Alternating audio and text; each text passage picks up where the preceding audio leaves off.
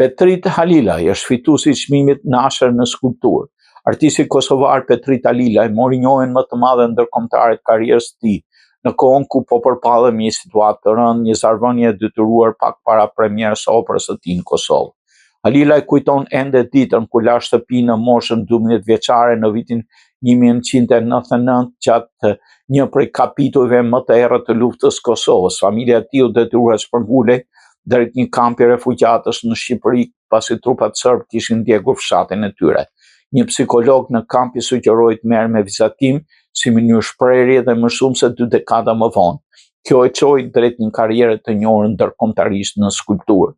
Aftësia e Halilaj për të endur narrativat e lirisë shpërnguljes dhe të personave personal në veprat e tij e bëri fitues të çmimit Nasher 2025, si nga çmimet më prestigjioze të artit bashkëkohor. Çmimi përfshin $100,000 dhe mundësinë për të zhvilluar programe publike në Qendrën e Skulpturës Nasher në Dallas. Ky sukses pason një varg ekspozitash të rëndësishme, përfshirë një komision vitin e kaluar në terracën e Metropolitan Museum të artit në New York dhe një ekspozitë personale në Muzeun Hamburger Bahnhof në Berlin.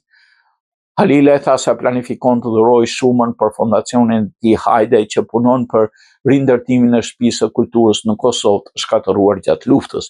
Nërverë, përfaqësuese të çmimit e njoftuar fitore, ndërkohë që Halilaj po përballet me një krizë tjetër. Ai ishte kthyer në Kosovë për premierën e operës së tij Surigana, me muzikë të La Agonie dhe Nina Guho, një operë që tregon një mit kosovar për Adamin dhe Evën që martohen në Sirigan pasi topohen nga parajsa.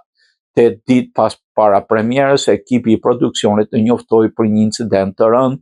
Të gjitha rekuzitat ishin ndjekur dhe dikush kishte shkruar me spraj vrit në rrugën përreth. Megjithatë, Halilaj punoi që shfaqja mos anullohej, duke mbajtur komunitetin kulturor së bashku. Drejtori i qendrës së skulpturës Nasher, Carlos Basualdo, vlerësoi përpjekjet e tij. Vepra e tij është veçanërisht domethënëse sot.